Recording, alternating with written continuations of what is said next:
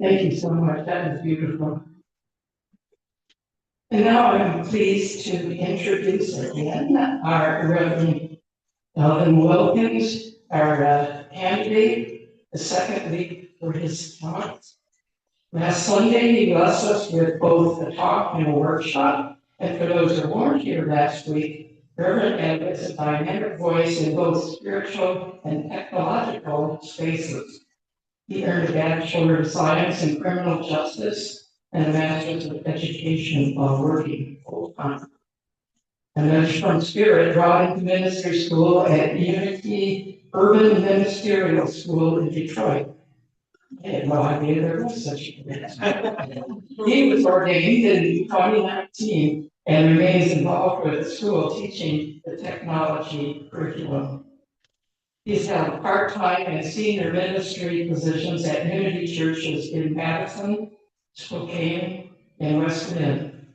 He's currently part of a rotating group of ministers who speak via Zoom to members of Unity of Appleton, Wisconsin.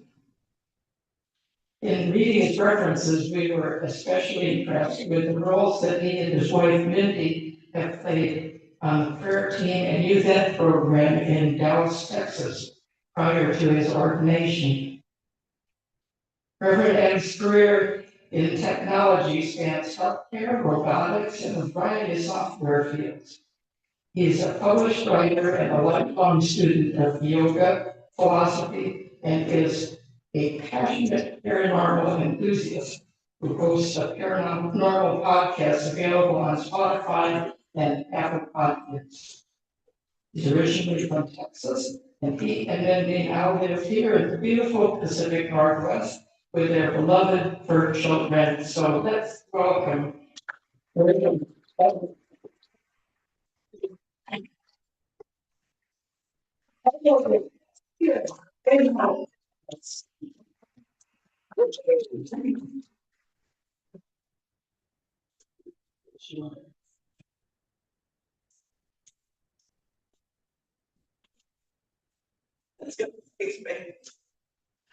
All right, everybody, I ask that you please join me as we open this segment of the service in our meditation. Now, today's meditation is a meditation that was inspired to me by one of my favorite spiritual teachers, which is Thich Nhat Hanh. So I invite you all to just gently close your eyes and to just breathe naturally, forcing it, no conscious thought, just let it occur naturally.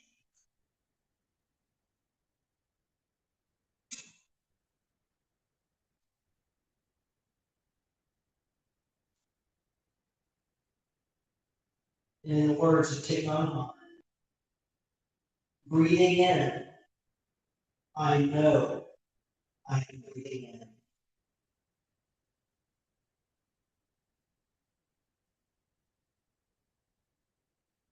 Breathing out, I know I am breathing out.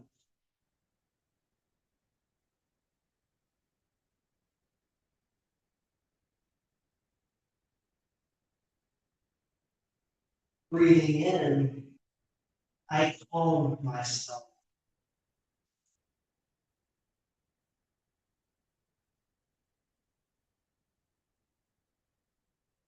Breathing out, I feel at ease.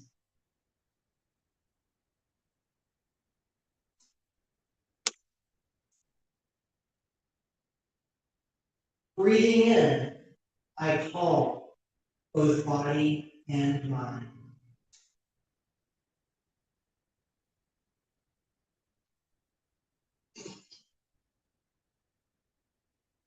Breathing out, I smile.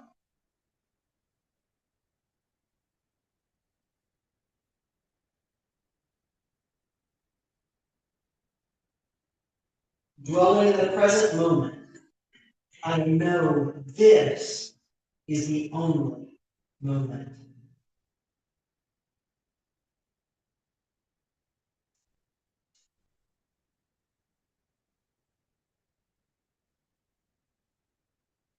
Breathing in, I see myself as a beautiful flower.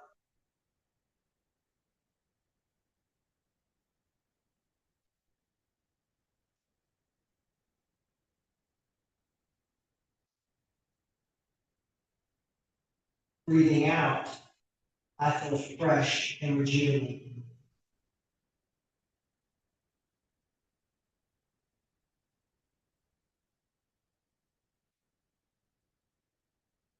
Breathing in, I see myself as a mountain.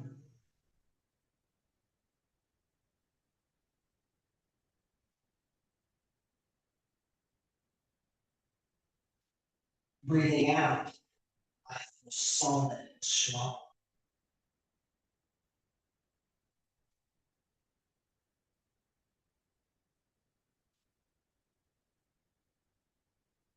Breathing in, I see myself as still as water.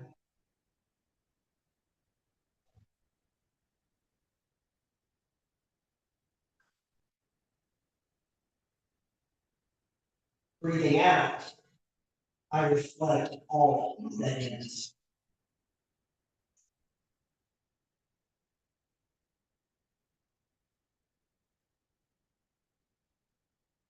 Breathing in, I see myself as space.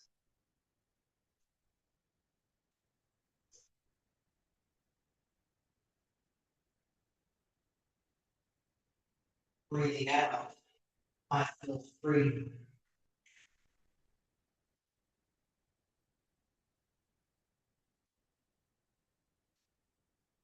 Breathing in, I know I am breathing in.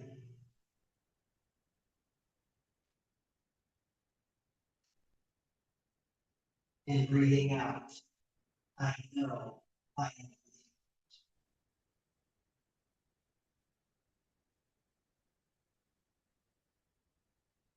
Just take a deep breath together. And as we exhale, we know that all is truly well right here in this.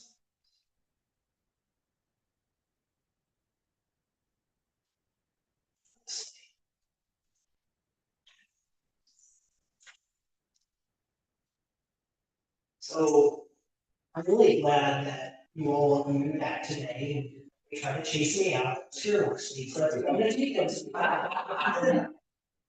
And you're starting to learn like all these little tidbits about me. So you know I'm from Texas, and I really can hide that if I tried. Probably do my accent. You also know that I'm in the paranormal. One other tidbit, I started to wear the socks to show you all, but I thought I would hold that part back just a little bit, but I am starting. So if there are any other Star Trek fans in the building, we can chat afterwards. Or you can ask me what my favorite Star Trek series is during the Q&A. It's up to you. So, right now, I'm probably not the only person in this room that feels this, but feels there's a lot going on around us. It's like it can be kind of hard to take a break right now with some of what's going on. So we're going to talk a little bit about that today. Maybe there'll be some tool that you can find to help you that can bring you a little bit of peace with what is going on right now. But to start, I would like just to imagine, ask you just to imagine that you're in a room. When you're in there, phone is ringing, someone's trying to get your attention, and saying, hey, look over here, I need your attention, I need you to do this, I need you to do that. The dog needs to go out. The dinner is burning in the oven. You look at your watch and you're like, oh my gosh, I'm running late for an appointment. And somebody is blaring music very, very loud. Not well, so let's good music. This is a different type. This is really loud music. But then imagine that all of a sudden you look up and this door has appeared in front of you. And on the door, you see the words stillness. And you know that to open that door and walk into the stillness will help you to shut out the noise that's taking place on. You know that it will give you a break and that it will help you feel a little bit of peace and a little bit of rejuvenation. So what would you do? Would you be willing to walk through that door? Especially if you knew it would make you feel better. because I know that I don't.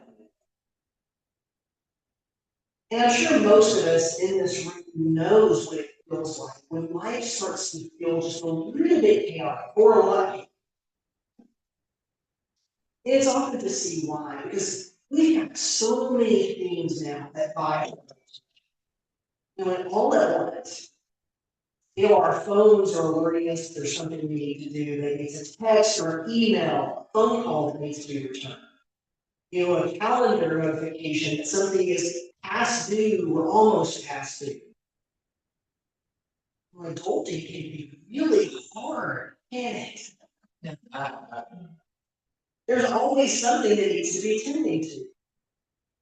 It's no different for kids nowadays either. Kids nowadays don't seem to have it as easy as they did even when I was a kid.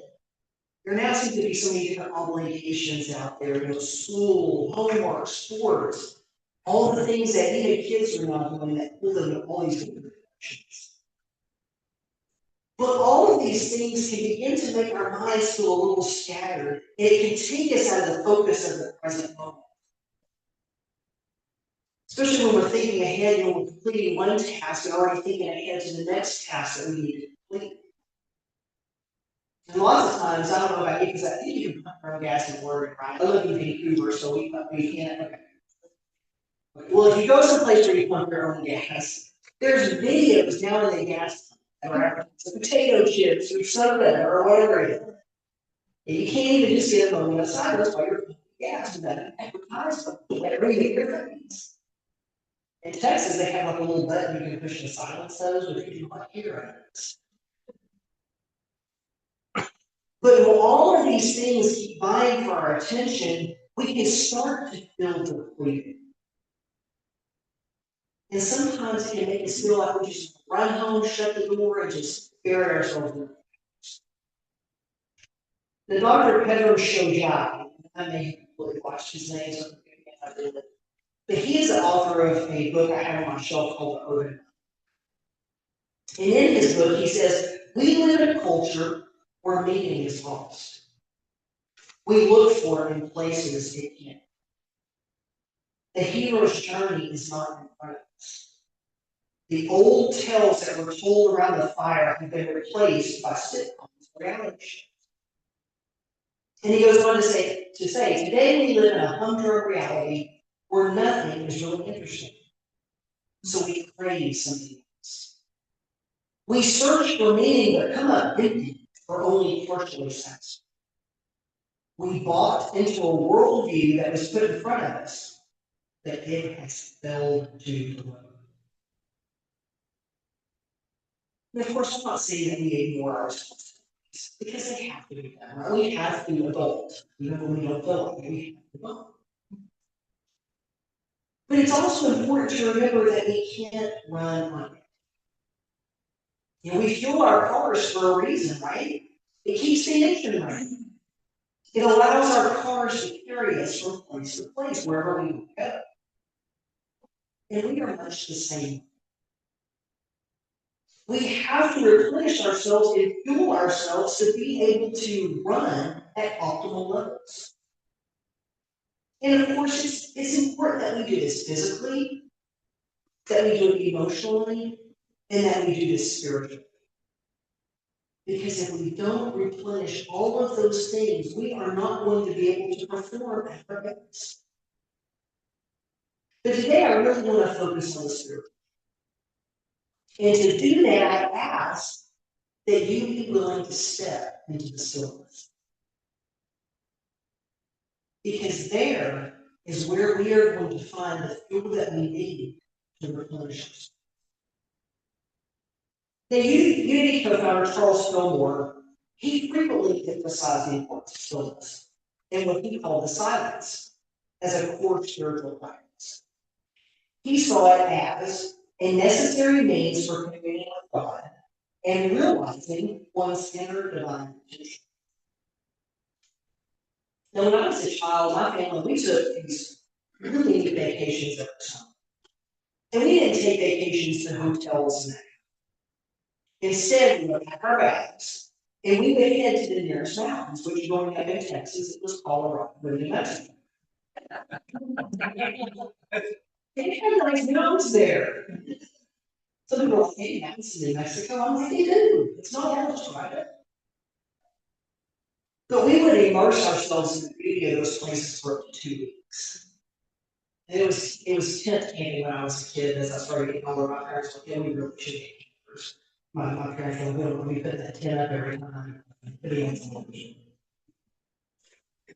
But I remember even as a child being drawn to those places where I would feel stillness. And sometimes I would head off by the water and just watch the water just kind of gently ripple as the breeze kind of came along. Or I remember looking out over the mountains and just looking at the mountain ridges in front of me and just observing the beauty. And even as a kid, I remember sometimes thinking to myself that I had never felt closer to God. I was in those moments where I remember feeling there was nothing I couldn't do and nothing I could accomplish. And looking back now, I know it was stillness. Perhaps as a child, I had no concept of such a thing, but it didn't matter. Because innately, I feel we are all drawn to stillness, whether we're conscious of it. Because it is in those moments of stillness where we often feel closest to God. Now, when I say God, I'm not talking about a being. I'm not referring to a being that lives outside.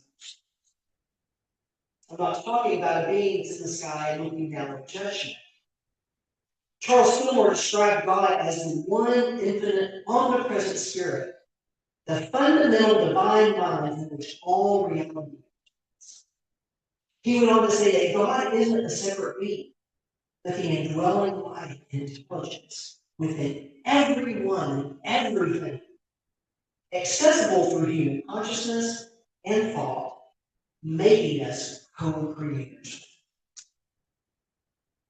So feeling closer to that divine part of us, that divine intelligence that is inside of us, is what refills our reserves once again when we start to feel that depletion. Because when our reserves are full, we begin to tap back into those parts of us that are. And that is accomplished in the stillness. But what is the stillness that I keep referring to? Probably you keep saying that word. What is it really? It might differ slightly for some of us. There is no main one answer. Because the stillness is wherever you feel the closest to that part of you that is divine. That part of you that is the God. It is that place where you feel inspiration. It's where the creativity begins to flow once again. It's where the love flows. It's where the oneness flows. It's where the faith flows.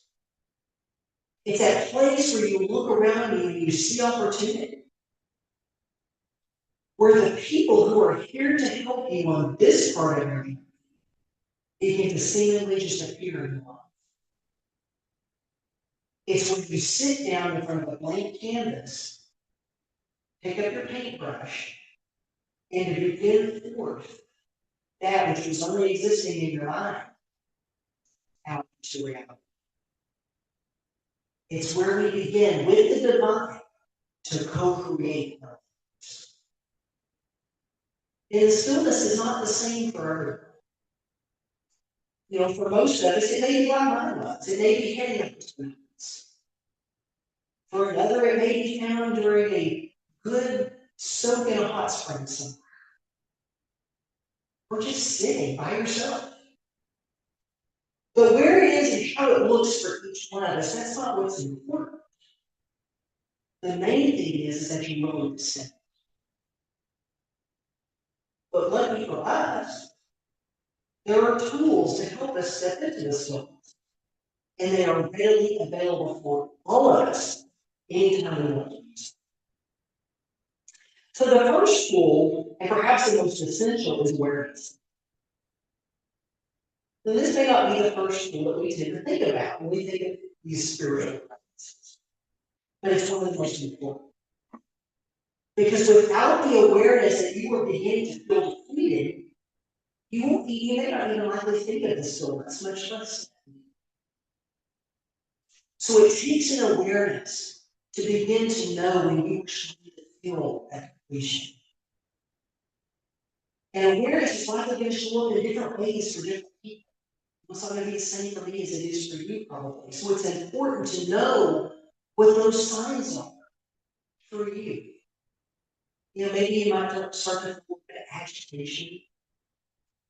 Maybe you start to you start to feel a little overwhelmed. Feel as if nothing is going right. I can't believe that happened. And you're starting to feel a little stretched too thin. You know, my schedule's a little too tight. Too tight. You may think that to yourself. It'll give you any number of things. But when you start to gain an awareness of those warning signs, it will make it much easier to step into stillness and to know when you need to step into stillness. So the next tool I want to talk about is I can insert the drum roll here because it's something we probably all heard about. There you go. Thank you. Thank you. Meditation. I bet nobody would even think about it.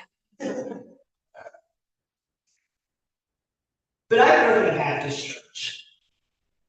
And there's nothing wrong with going to a traditional church. But my specific church used to highly discourage meditation. I remember somebody mentioned it once in my high school Sunday school class, and somebody looked at us, the teacher looked at us and said, "Don't mention that again. It's going to lead you astray. No, none of us need to be practicing that." But as a result, I had zero clue on how to do it as I grew into adulthood.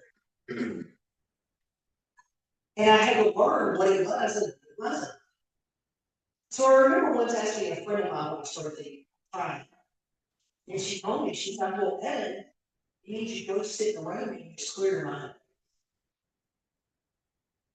And if you can do that, great. But that's not the goal of meditation. Meditation is a very important tool because it is, according to unity.org, on the Unity website, through meditation where the mind naturally relaxes, settles into the present moment, and grants us access to our consciousness and our own innate intelligence. It is when awareness shifts from processing information to listening to intuition. So essentially, meditation is a tool that brings us into the present. And it helps us strengthen that connection to God or to the divine, whatever term you use for it, within. And it helps us to navigate our life experience when those waters start to feel a little tough. And not only that, but it also helps us to co-create with it, manifesting more of what it is we want to see in our lives. So the goal isn't to empty the mind of everything, but to enter into the stillness without judgment. The mind is certainly going to do what the mind's going to do. Trying to silence it is probably going to make it. But in meditation, we can acknowledge it and appreciate it and those thoughts that begin to flow. And we can realize those thoughts or acknowledge those thoughts for them. Meditation also helps us to pay attention to the breath and the life it brings. And how the breath so often brings us back to the present moment. Because we take each breath way down. Each breath we take is not in the future. Each breath we take is right here and right now. And when we do these things, we also begin to learn that we can enter into the stillness at any moment. That it is available to us at any moment. Perhaps even in the most chaotic places. Sometimes in the most chaotic places where we practice these tools, non-judgment acknowledgement of our thoughts, and with an awareness that our breath is available to us at any time. We have it. We have the stillness that we bring to you. Even in the midst of a busy shopping mall or wherever you happen to be. It's important to understand also that our meditation practice and how we do it, that can also feel different for each one of us. Some of us may choose to sit in our lawn. Some of us may choose to take a walk. Some of us may choose to look out over the mountains or sit by a body of water, like I did when I was a child, and I still like to do that when I'm doing it. I love to pat myself and head out to the gorge and just go. Some of us may find it while being present in the body during a session of yoga, Tai Chi, or Qigong. Some of us may find it while alternating between these things. Whatever it is, I invite you to meditate in the way that works best for you. The way that makes you feel the most present. The moment that most connects you to the breath. In that. So it's not a huge revelation for me to get up here right now and to say, hey, we are in a busy time right now. And I'm sure all generations have probably said that during the time. But I think I can definitely speak for ours when I say that we have a lot going around us. And for many of us, stepping into the stillness is one of the most important things we can do. It's one of the most important things we can do for ourselves. Because once we have that reconnection to it, we will find that we can also be there for others. Maybe also help guide them into the stillness. Allowing them to also be there for others, and so on, until it just ripples out. For it is in the stillness that we find the present. It's in the stillness that we find that connection to our most authentic selves. It's in the stillness where we find connection to the oneness that is life. It's in the stillness that we find a connection to the life force, which is the breath. And in the stillness, we can say, as Thich Nhat Hanh once did, breathe out, I feel free. In the stillness.